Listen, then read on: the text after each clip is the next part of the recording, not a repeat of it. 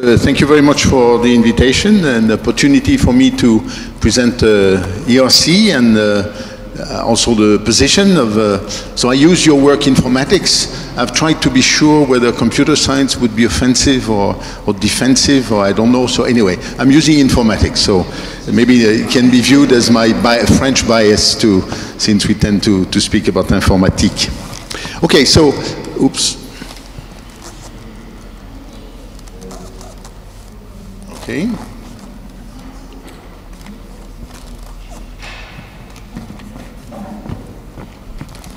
Oh, that's it. I just pushed the wrong button. They are too close. Okay, so I just want to do a very quick review of the ERC. I'm sure probably all of you know, but it's a good way to go around and just repeat something very critical, that ERC is really more a mirror of what you do, than, since we don't decide anything by ourselves. We just try and tweet what you send us. I want to be very specific and give you some information which is not actually so easily available unless you collect it systematically, on the positioning of informatics in the FP7. Of course, still we have 2 more years going after FP7. I will give you also some data on 2014. I want to talk also about what we consider our challenges and perspectives.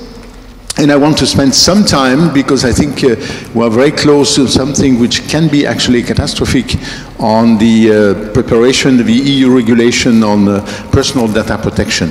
It touches you indirectly, but clearly from the first lecture, you know that a number of you are involved also with pharmaceutical companies or biology or medicine, and this can have actually a quite dramatic effect on development at the academic level of research in these areas. Okay, so let me do a very quick overview of ERC. So as you know, it's bottom-up, individual-based, and that was the first time it was individual-based, pan-European competition. And the only restriction is that the host institution has to be either in the European Union or an associated country. And the strategy is really, for the first time, as I said, to support individual scientists. Completely international peer review. So, for example, if you look at the people who are writing the so-called remote referees, they come from 86 countries, so it's not just Europe, much broader. Completely bottom-up, which means that no predetermined subjects, all subjects are acceptable, and depends on the people supporting their, making their proposals. We support frontier research, and by this we insist on this. We don't want to make any distinction between basic research, applied research, technological research. All of them are absolutely acceptable. And if you look at the picture now, the present balance is that approximately 85% of the projects supported are basic research, but 15% are applied or even technological. And we do want to cover, and it's very important for us when we talk about interdisciplinarity, all fields of science, including social sciences, humanities. We don't want to introduce separation there. And of course, the objective is to push the researchers to the boundaries, so we want to look for high-gain, high-risk, ambitious projects, which means also we have to press the panel members who make the decisions to take risks, which is not so easy because we tend to be conservative. I'm afraid maybe even you tend to be conservative. Okay, so how it was done, the great originality was to give the governance to a scientific council, 22 scientists, and the scientific council has the full authority on how to spend the money and also how to determine the evaluation. We are completely responsible for this. And of course, in order to put this in place, you will see the amounts and the numbers are quite large now. Of course, there is a specific support structure, which is an agency of the Commission. And the very important criterion is that the only criterion we use is quality of the research, because it's very selective. The aim is to reach for excellence. So the structure is that it's supported by the European Commission, and which provides a number of things. Financing, of course, is supposed to guarantee the autonomy of the ERC, assures the integrity, and adopts the annual work program. The Scientific Council, actually, well, not 22 at the moment, but 20, but soon we'll be back 22. And it's appointed, the members are appointed for 4 years. They can be renewed once. And it's, as I said, responsible for the overall scientific strategy, which doesn't mean at all to determine priorities, but just to explain how to really set up the evaluation. And we have to control also the quality of how the agency is functioning. And also our main role is to really establish relations with the scientific community. This is why I personally travel quite a lot and try to meet scientists as much as I can. And the rule is that any place I go, I should spend at least half my time with scientists. So that's very clear and very fundamental. And then the agency, which now has reached 400 people, but they are managing more or less 5 million euro at this moment in portfolio. So it's actually really understaffed. And so I think it's a great pleasure for me to work with them. They are extremely dedicated people and very competent. I hope you share this view. But anyway, we are very pleased that this structure is functioning well. So the grant schemes, I'm sure you know about it. So it was really a decision of Scientific Council to put a lot of emphasis on younger people. So the first scheme is for starting grants, that is people between 2 to 7 years after PhD. The upper limit can be shifted for women who have children by 18 months per child, so 3 years for 2 children and so on. And the amount of money that you can ask for a starting grant is up to 1.5 million euro, which can be shifted by 500,000 euro if you need to access a large facility or special needs connected to what you do experimentally. The next level is consolidated grants, for which we apply the same possibility of shifting the upper limit 7 to 12 years after PhD. The amount of money you can request is up to 2 million, and again, this is for 5 years and can be shifted by 750,000 euro in case you need to access a large facility. And then the advanced grants are no limitation in terms of application. And of course, the amount of money you can request is 2.5 million, which can be extended to 3.5 million if you need to access large facilities. But also the Scientific Council has created something which I'm sure is relevant for you, which is a much smaller program, which is called Proof of Concept, which is reserved for ERC grantees. And which is the idea of this is really to make it easier or even possible for people who along the way of their research work find the possibility of connecting more to industrial projects or societal challenges to get support for this effort. So it's not a huge amount of money, it's 150,000 euro to be spent in at most 18 months. But it's very successful, as I will comment later on, because of course it is for us one of our vehicles to get closer to innovation. Although it's not the purpose of ERC to do that, but we feel we have to do it, and it's very important we do it. So, in Horizon 2020, which is the research program of the European Commission for the period 2014-2020, then the overall organization of this program, which is about 80 billion euro for a 7-year period, is more or less 3 pillars. One is called Excellent Science, in which ERC is. So this is this. ERC represents 17% of this program. And then another pillar is industrial leadership. And the last pillar is societal challenges. So the ERC budget for the period 2014-2020 is slightly above 13 billion. And this is the distribution of the budget since ERC was created. So ERC was created in 2007, started almost from zero, grew more or less linearly over a 7-year period between 2017 and 2013, reached a peak of 1.7 billion in 2013. We had a flat period, we're still in a flat period for 2014, 2015, 2016 with 1.6 billion per year, and then we grow again linearly more or less until 2020. I'm sure you heard about the struggle, the so-called European Fund for Strategic Investment, which took away from Horizon 2020 2.2 billion. It was supposed to take away 2.7 billion, and we managed, we meaning collectively the scientific community, but ERC was quite involved in it, to shift by 500 million, and ERC was saved from cuts. We were supposed to be cut by 200 million, so it was an interesting battle. Anyway. So this is over, we hope. It doesn't come back next year. It may come back. So this is where we stand at the moment. So we're in 2015, but already the work program for 2016 has been published, and it's again with this. So altogether, the amount of money we can spend this year is more or less 1.7 billion, because the associated countries are paying also their contribution, but they pay it at the end of the year, so it's not in the budget, we have to add it. And this year, we should get more or less 100 million on top of the 1.6, which is guaranteed by the budget. So this is where we are. The priority to young scientists is very visible if you look at the age distribution of ERC grantees. So there is a big bump between 30 and 40. And I'm hearing constantly that it's impossible to get an ERC grant between 40 and 50, but if you look at this, you see it's just not true, because there are more people between 40 and 50 getting an ERC grant than between 50 and 60.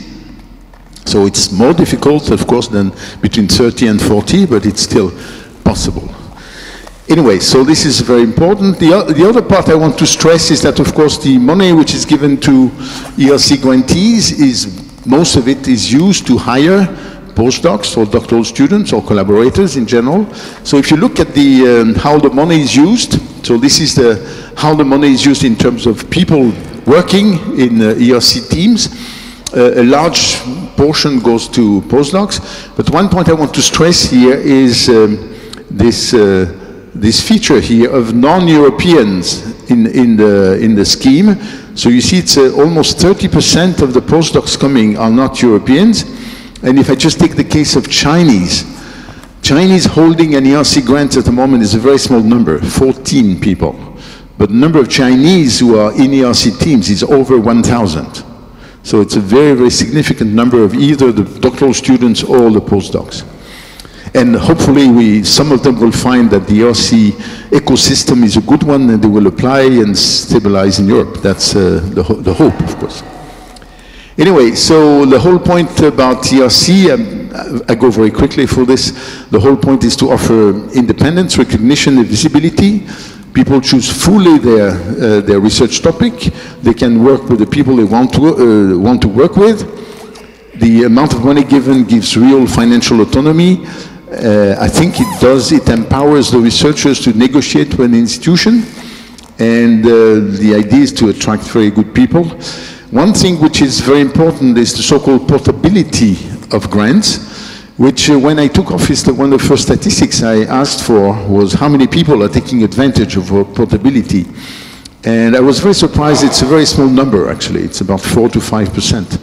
But actually, I realized later on that's the tip of the iceberg, because quite often, if somebody, because he or she feels mistreated, is telling, okay, I'm going to go, quite often the president, director, or the vice chancellor, when he or she hears that, usually finds a solution.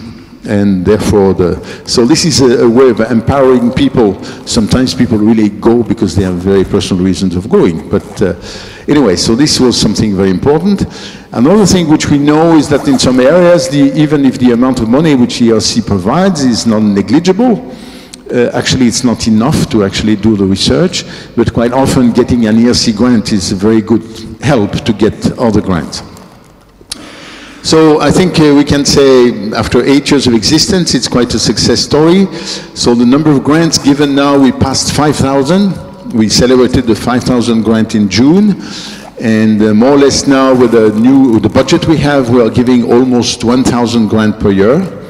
So 65% at early career stage. In 2014, the number of grants we gave was 937. Should be slightly larger in 2015. We gave 52 in informatics, and 66 nationalities represented, so not only Europeans. It's highly competitive, so success rate is about 10%, which is a bit low. We hope to get close to 15% soon. This year will be more like 12, 13%. The number of institutions in which people are working is over 600 in 32 countries. But we must recognize that almost half the grantees are only in 50 institutions. So there is definitely a concentration in some places. And I think it has had, and it continues to have, a benchmarking effect. A number of national programs are influenced with the presence of ERC in various ways, which we can discuss. I hope we are managing this efficiently and quickly. So, let me concentrate now. I'm sorry for this. I'm sure most of what I said was known to you, but I thought it was useful to have some kind of a view. So, informatics at ERC. So, if you look at the panel structure, which is the very decisive structure in the ERC, which is how we have split all domains of knowledge, actually in 25 panels, and computer science and informatics is P6, but of course, as you will see, it has ramifications in other areas. And so now the new feature, which was a decision of the Scientific Council last year, is that the repartition of money, which of course is very critical, it was done for a number of years on the basis of fixed percentage for what we call the domains, namely P, SH, and LS. It's finished. Now the repartition of money is strictly according to pressure. So we look for each panel, how much money is requested. It gives you a certain share of the overall budget, and that's the share you get. So of course, if you have less applications, you have less money. That's the way it goes.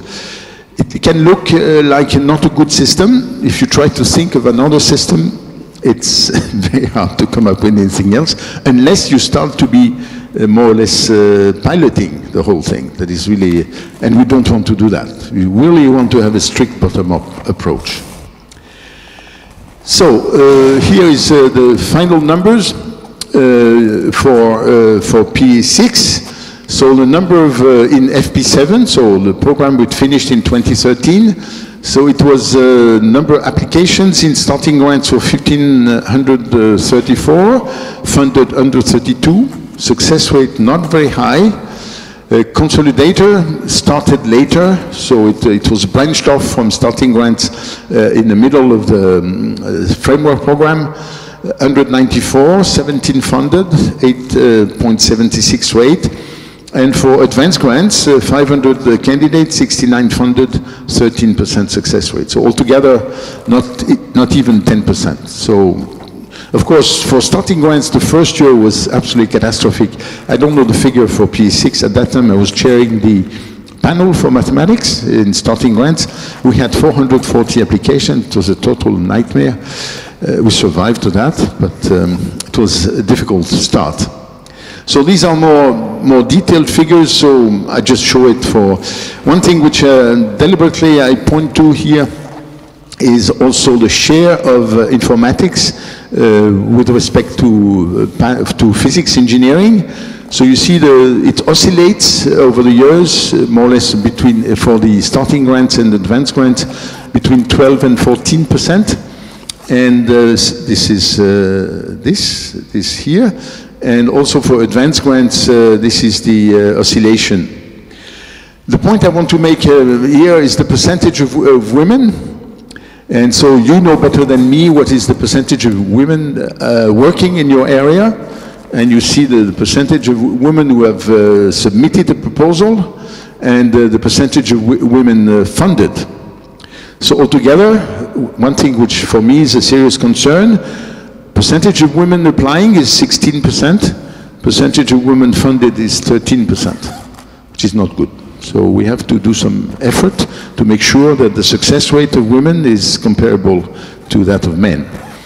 And for the advanced grants, the figures are also, so 12% more or less average the weight of P6, 19%, I'm sorry, so very significant weight for advanced grants. And percentage of women is 11%, so you see much lower. These are the ones applying, submitting applications, so much lower than 16%.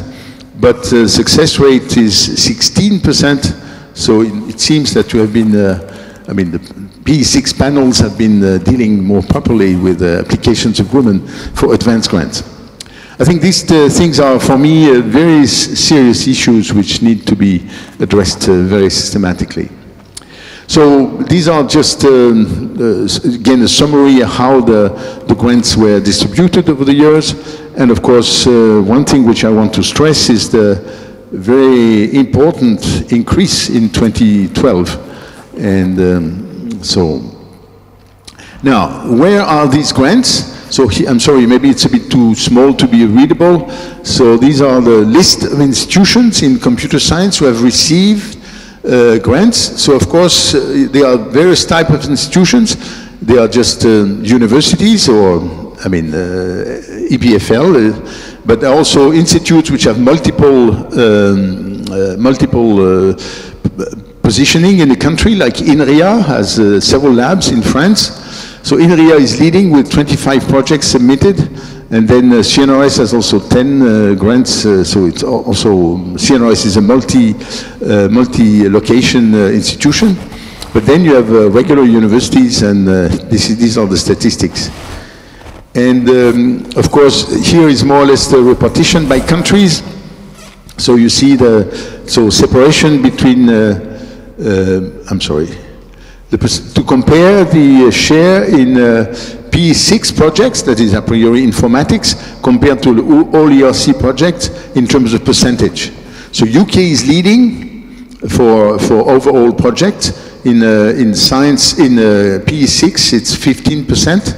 Germany is, if you look at the size of the countries, you see Germany is not performing so well, should be performing much better. I mean, it's a much larger country than UK. But even in computer science, it's even weaker.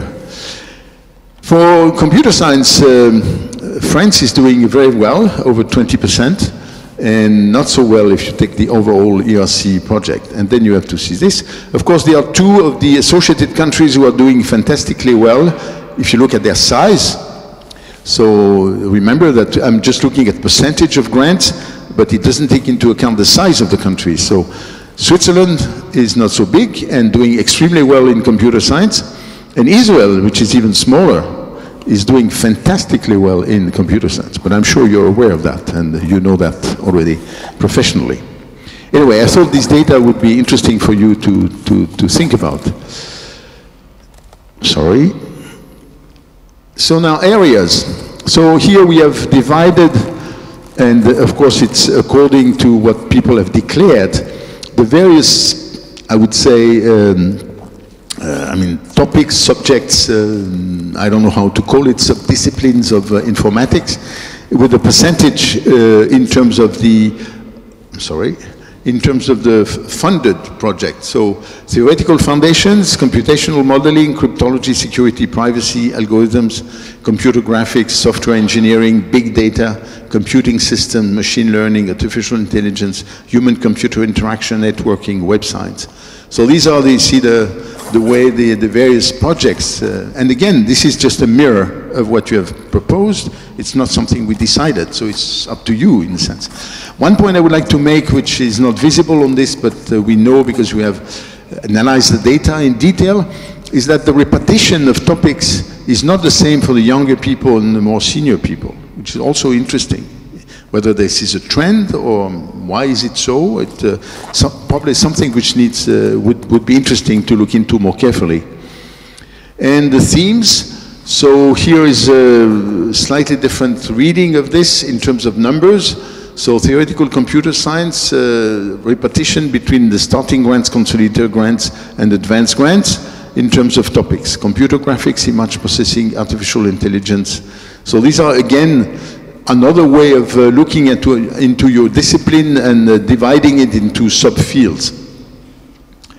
Another thing which is interesting, in order for people to know how, when they submit the proposal, we have so-called descriptors, which help people identify which panel is the most relevant for the application.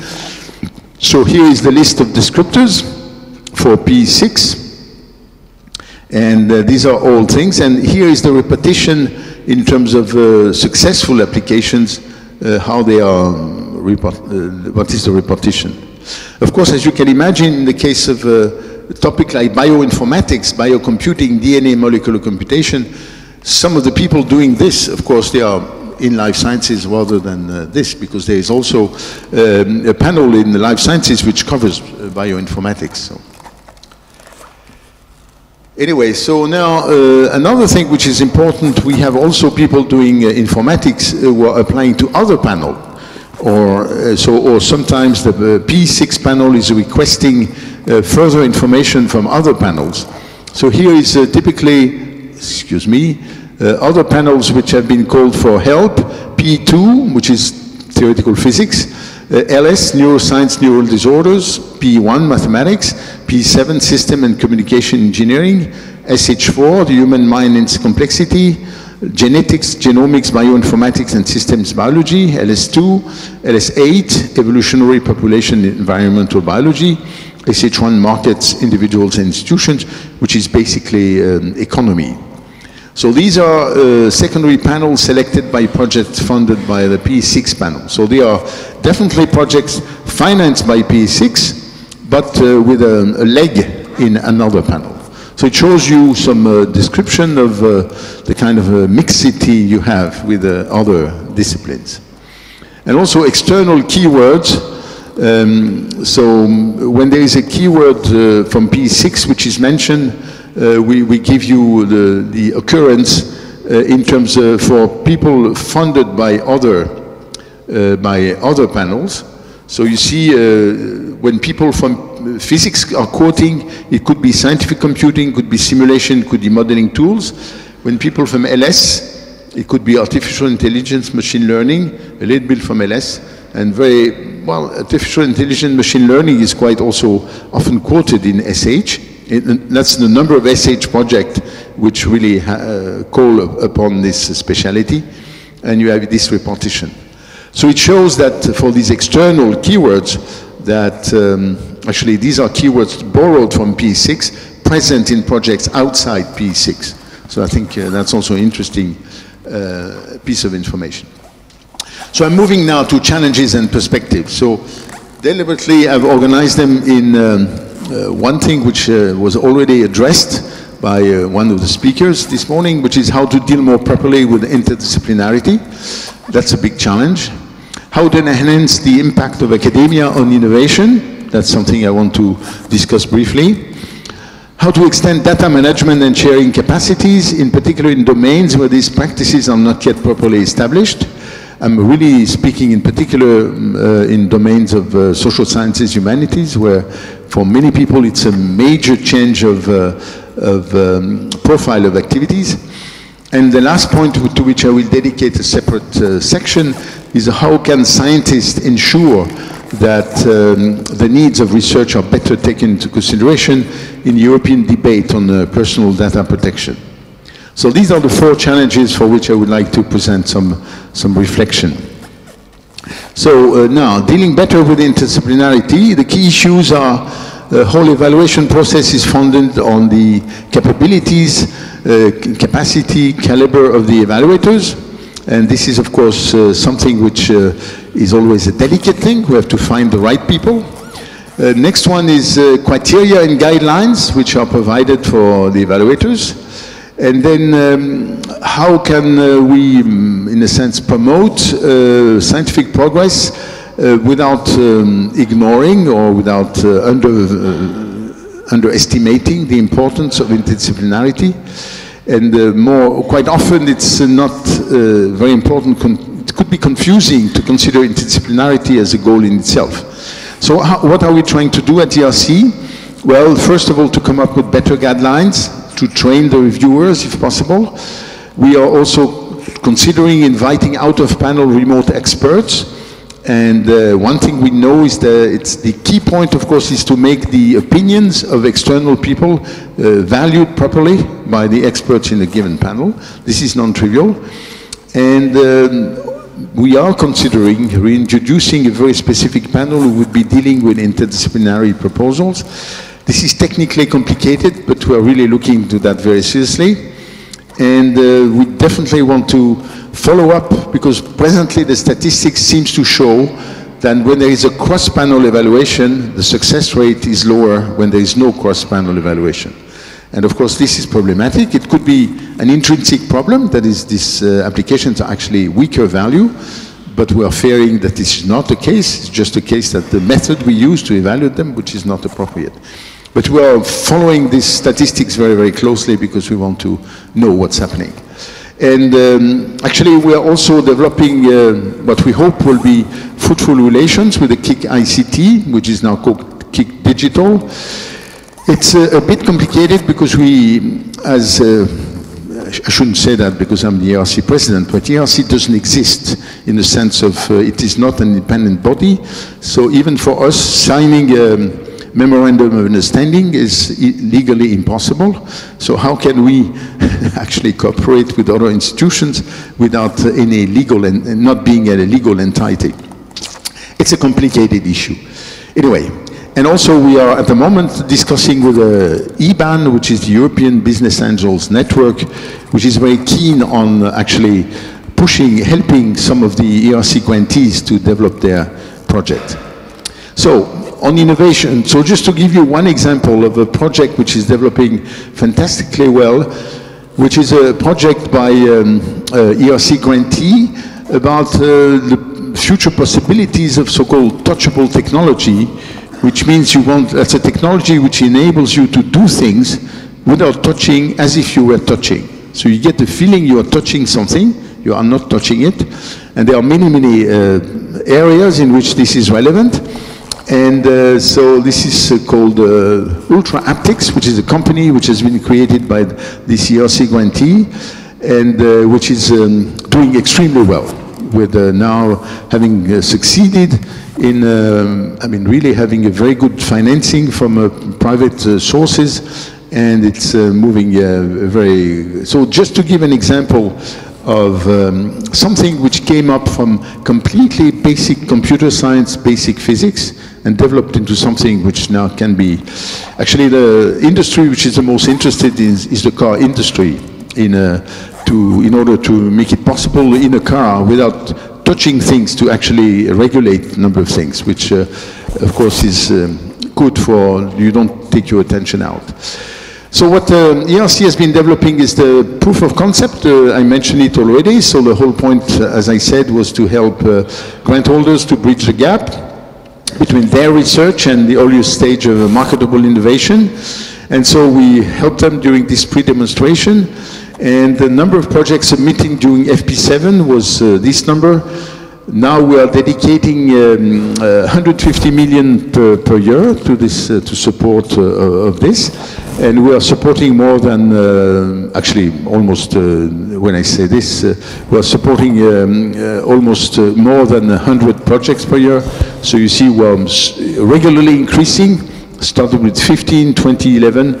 Now we are over 100 projects supported. Now, moving to research data management and sharing, so the conclusions is extensive data sharing and open data policies have a potentially transformative impact. We heard that it was the topic of actually lectures this morning, even at a more philosophical point of view. And for the moment, of course, it's, there are some areas where this is already a very well established tradition and know-how and capabilities. Some other areas, it's completely foreign domain. So actually, what we are very convinced in as ERC, we are promoting the fact that it's not a one-size-fits-all solution. It's impossible.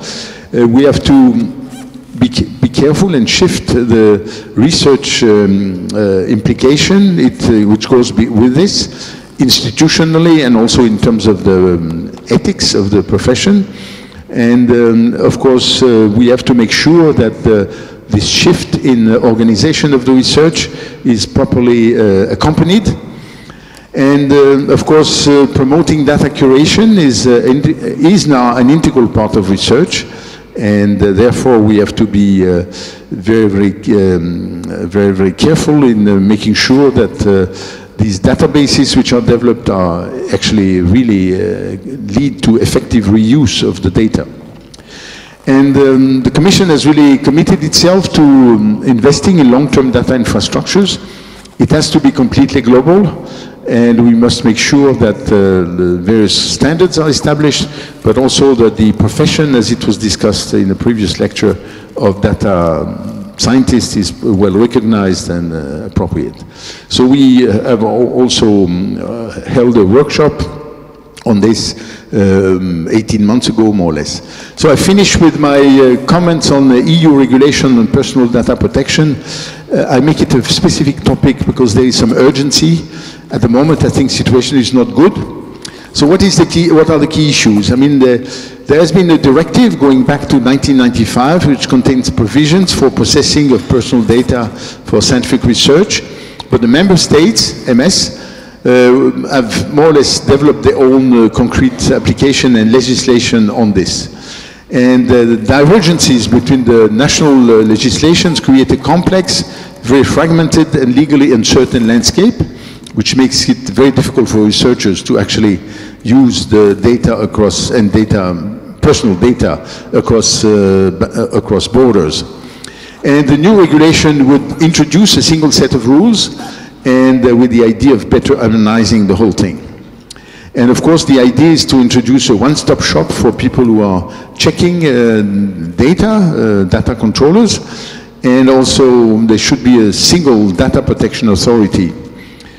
Now, what is the problem? The milestones is the Commission made a proposal in 2012, which was actually quite a reasonable one. The Parliament's first reading happened in March 2014. The bad surprise was that the people in the Parliament who took over are basically, in every party, the extremists, people who are pushing for extreme personal data protection, which I can understand.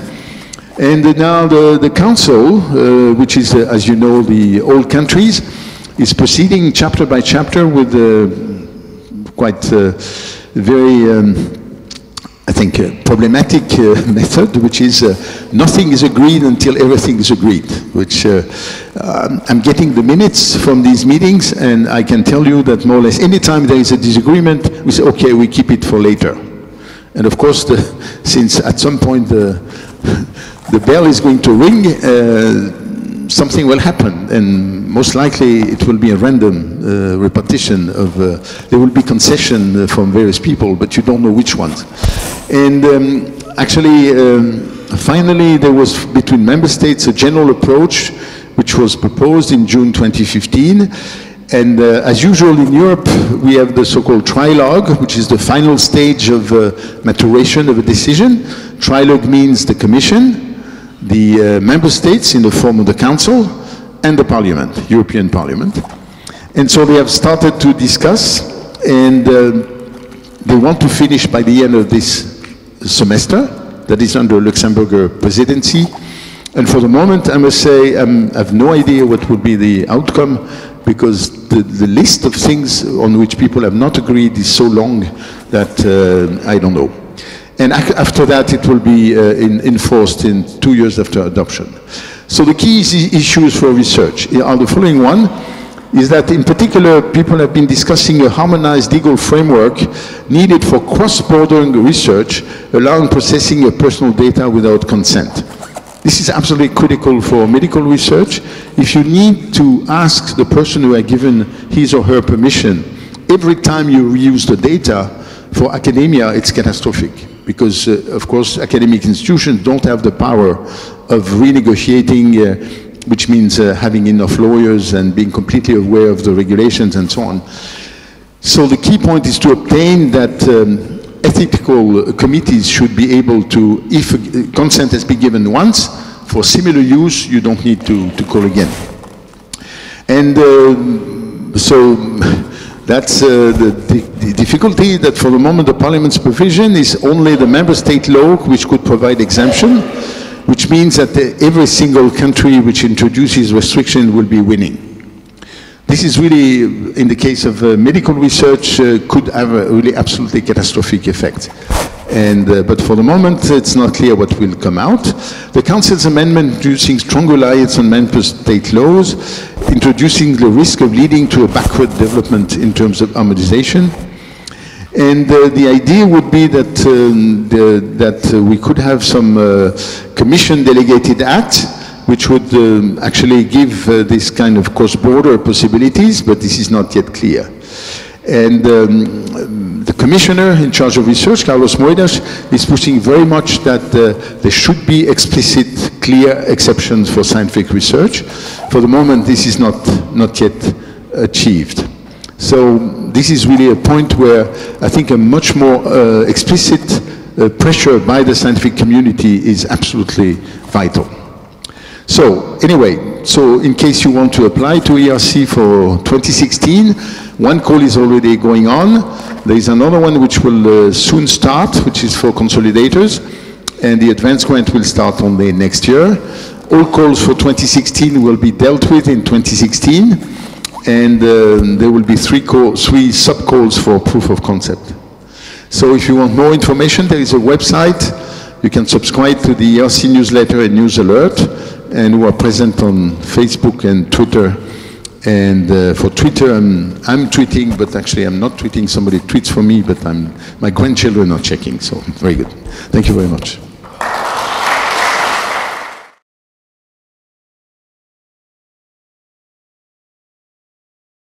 So I'd like to thank, Professor Bourguignon for this extensive presentation, and we are open for questions and comments. Moshe, and there's one in the back.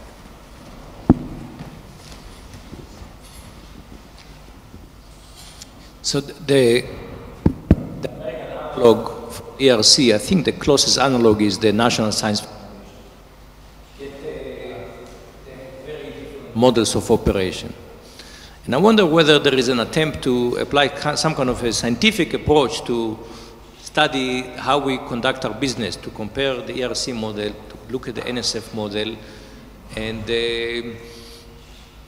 which one is better? I mean, or which features of which one is better, or are we just operating in complete non-communication between these two major agencies? Well, first of all, I think for any institution, you need some time to really see what you have been achieving. So in the case of ERC, it's only an 8-year institution, so it's still a pretty young one.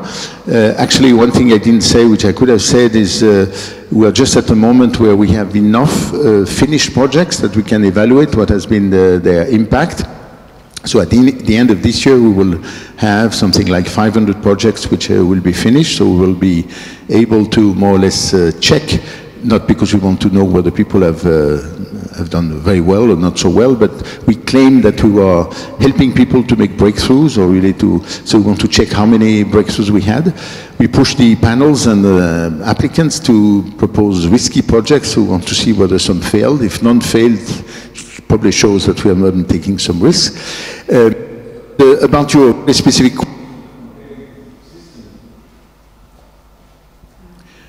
comparing the systems, actually, ERC is just one of the components of the, of so-called Horizon 2020, which is a very global project of financing by the European Commission.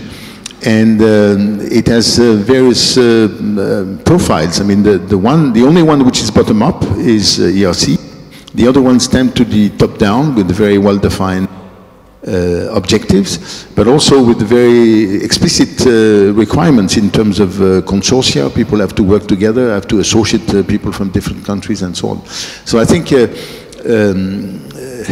it's, again, it would be, if what is to do this comparison, which you wish should be done, one has to be careful that probably one has to study the two ecosystems as ecosystems. Because if you take just one component, because definitely some of the projects by the NSF are somewhat top-down projects. They are not completely bottom-up. I know because I discussed with the Director General of NSF that from time to time, in particular the Congress is pushing for very specific either areas or location which should be supported and so on. So maybe one has to isolate from the NSF budget the part which is strictly bottom-up, which of course is a very large part. In the case of US, you have also to be careful that life sciences are covered by NIH with a huge budget, $30 billion, which is much more than our own budget.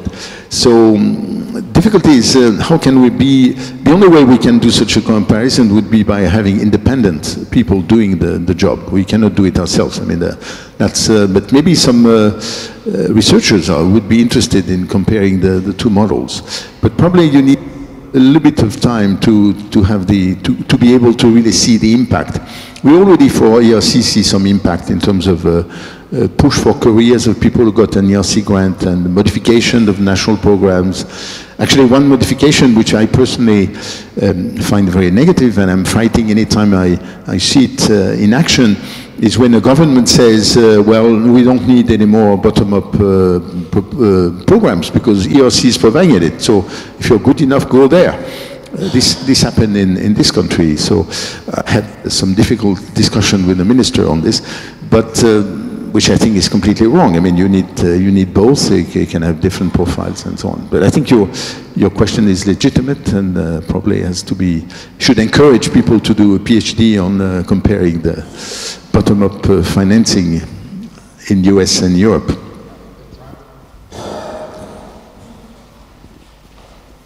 So, yeah, I have a general question. I should preface it by saying that I think the ERC grants are the best thing since at least sliced bread or maybe EduRoam.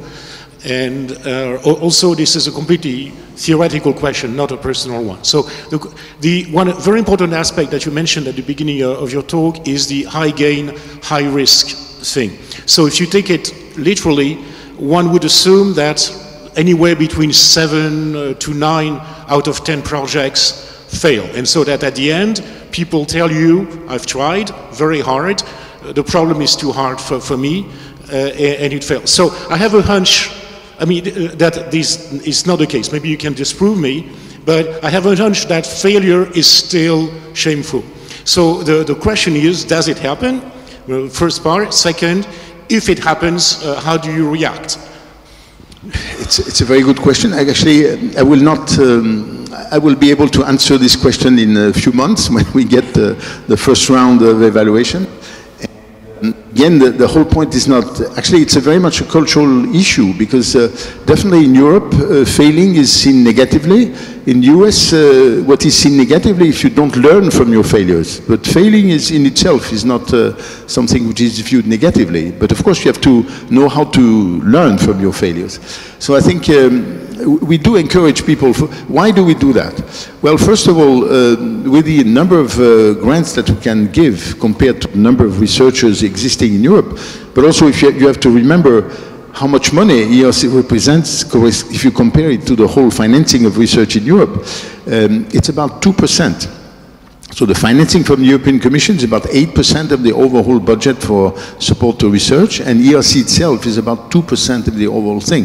So we cannot just be business as usual and substitute for the usual financing of research. So therefore we felt, meaning the Scientific Council in its continuity, felt that the niche we would like to occupy is to push people for really, and that's also the whole purpose of the 5-year project, to push people to really propose what they feel is really an ambitious project. Of course, now you have to make sure that the panels endorse that and do the job of selection in the right way, which of course is a very delicate issue, and which suppose that we are monitoring the panels cleverly enough and we find the right people. So in particular, many of you probably have already been solicited or maybe already function in panels. It's very important, people who are rectors and so on, to consider this as a very important service to the community, not as a loss for the institution, because it should be considered as a gain for the institution, because we need the very best people to sit in panels. And if I just mention this for myself, I mean, it was really intellectually one of the most interesting experiences I had. Chairing the starting grant panel in mathematics. I was very lucky, I had a great panel, and people really behaved very well. Also, I have the pleasure to see some of the people we finance now getting very, very major prizes. So I'm very pleased to see that the risks we took at that time have been worth it in a sense. You said you wish free data exchange within science and the ERC. But how do you think you can prevent leaks? For example, if projects like INDECT, which is a surveillance project for police, which also use data of the firms and of telecom and so on, how do you think you can prevent the leak? And for example, also leaks from medical data for insurances, where there also exist projects. How do you prevent such leaks? So I'm not sure I got the question.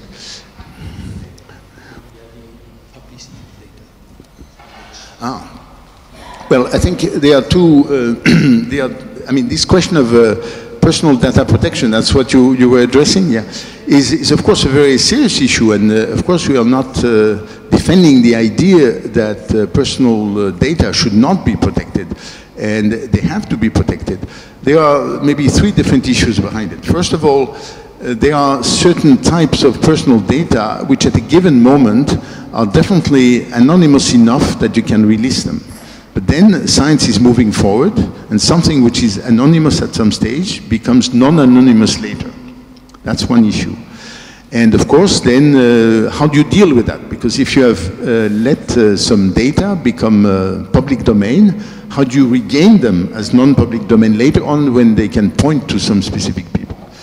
There's the very specific issue, for example, for very rare diseases, where clearly, if you don't, if you insist too much on having anonymous data, releasing only anonymous data, you're in trouble, because I mean the statistics are just that these illnesses are so rare that actually, basically, you point to people. Of course, people who are unfortunately suffering from these illnesses, they know that very well. So quite often, they are even willing, because I mean it has an immediate impact on them, they're willing to release their data on this.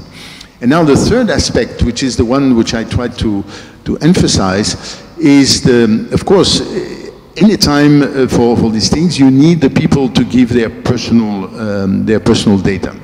But then there are two issues connected to this. First of all, when people die, who is the holder of this data?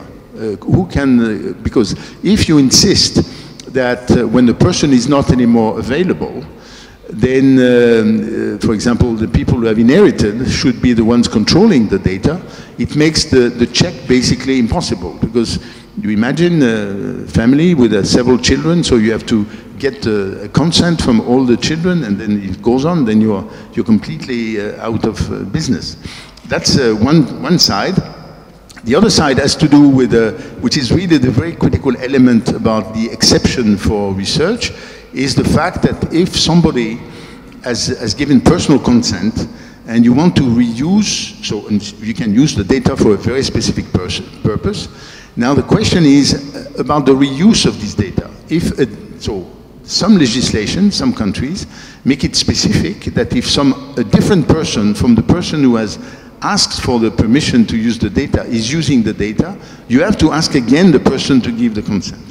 So you imagine very quickly things get completely out of control, because you just, I mean, the number of times you have to ask becomes, the bureaucracy behind it becomes completely uncontrollable. So the proposal which has been made actually by the Commission, but also by a number of people in the research community, was that there should be ethical committees who should have the right to check that the reuse is really for similar use, it's not for a different use, and therefore you don't have to ask for a new permission, because in the sense permission has been given, and the key point is the use of the data is not the person who is using the data. And this, for the moment, in the discussion, in the trilogue, this is not clear at all. And of course, if we go back to the obligation of going back to personal consent for every use of the data, I think we're dead. I mean, clearly the research in many areas will be completely blocked. This is especially true for some of the countries in the northern part of Europe, which have been extremely systematic in collecting personal data. You know, for Iceland, for example, all the data, genetic data for people are completely available. Almost the same for Denmark. Sweden is not far from that. And in some cases, in terms of epidemiological studies, these data are fantastic tools, actually, and which for Europe gives a very, very considerable hedge over the US, for example, on this. But this may disappear just overnight. So for a number of people, this issue is very, very important. And for the moment, the way it is discussed, research has been out of the picture, because the people from the parliament involved are really people who are much more focused on legal issues, strictly legal issues with no consideration for research. And even the Commissioner for Research, Carlos Moedas, had to fight a lot with his colleague from Justice, Mrs. Jourova, but finally she understood that there is really a specific issue which has to be addressed as such. And I think on the Commission side we have progressed. Now the key question is what will the countries, I mean the Council, decide? I mean, what will be the position of the Council? The position of the Council was a good one in the spring, and it looks like now the less and less countries are willing to commit themselves. And so it makes the discussion in the trilogue really a bit, for me, extremely worrisome, because as I said, they discuss things, realize there is not unanimity, and they say, okay, we put it aside. And the list of things which are put aside is just completely unmanageable. So I don't know, in particular, if they want to conclude by the end of this year.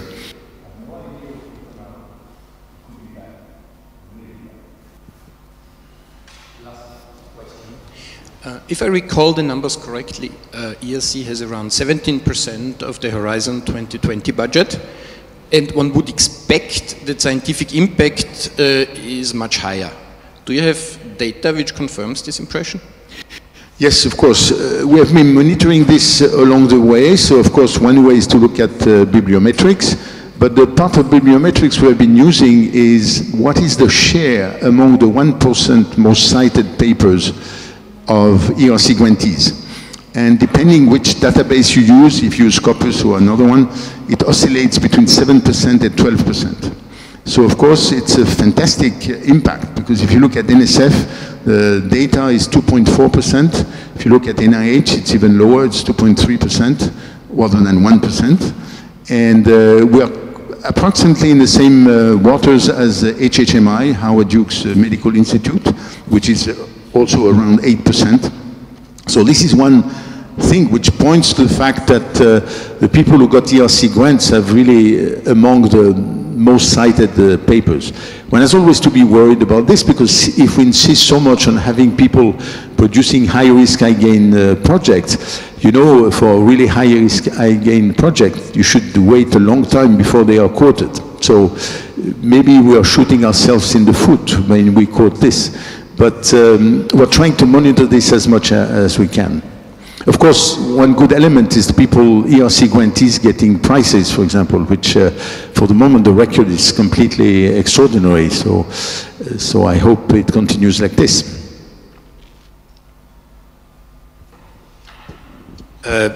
Maybe I would like to end this conversation by, asking Professor Bourguignon, how do you see the role that an organization like ours can play in this? Do you think, we can support, how can we support, for example, the developments that, happen at the European level to support more research? I mean, is there any specific initiatives that you think we should, take, or things we should do? Maybe three points. The first one is, one thing I learned from this FC battle, which I think we can call it a battle, was the fact that for quite some time the Commission considered that the scientific community as a whole was not strong enough to cause trouble. So more or less the position of the Commission was to say, we won't change anything. Unless they realized, because there were an accumulation of articles, there were some very visible people who started to come up. We, of course, helped that a little bit, that Nobel Prizes just came to see the right people. All of a sudden they realized they could have to pay a political price. And all of a sudden, maybe we can do something. When the first answer was, we cannot change anything. So I think that's the first dimension. So being present in the press for any issue we feel is of importance, in the end, the politicians, they feel the pressure. That's the first one. The second one is also always to stress how research is functioning. And for many politicians, and I understand why they are behaving like this, for them the horizon is the next election. So they want results within 2, 3, 4 years. That's it. And we know that's not the way scientific research functions, of course. Many things which need to be financed for some time until they totally change the landscape, but sometimes you need 10 years, 15 years. I see this for France, for example, we had very good period where people could really see the perspective of developing a good research career, which was the early part of the 90s. And 15 years later, we could add 3 Fields medals. And clearly this was related to the fact that extremely good people saw they could really have a career in research. So when the younger people really feel there is no future for them in research, well, they do something else. Maybe they will do some great things also in industry. I have no objection to that. But we need some of them in academia. So people need some vision on this. And maybe the last point is concerning your own area. If you can help us nurture sound relations with the private sector, I'm in particular thinking of the small and medium-sized enterprises, because the big companies, of course, they have their own strategies, their own means, their own lobbyists, and so on. I mean, I could witness that. I mean, Brussels is full of professional people helping the big companies. But for the smaller companies, which I know in your area are playing a very, very critical role, there is really, I'm sure you know this kind of ecosystem much better than we do. So if you can help us to find good partners, good support, good echo, I think it would be very important. I mentioned, for example, KIC ICT, KIC Digital, which I think is a good grow. I mean, they grow out of EIT, but their whole purpose is to really nurture the possibility for small companies to grow, to become mid-size. If you help us to really have a substantial cooperation with them, as I mentioned, for us legally it's a bit complicated, but we're absolutely, and I'm personally very eager to develop this relation. It is a kind of a unbalanced relation, because what we can offer is connection to the scientific community, but a community which is not exactly a random one. It's one which is very selected, and I think with people with a lot of ambition and vision. So as a society, I think if you can help us with this, it would be great. Thank you very much. Thank you very much. Let's join me again. Thank you.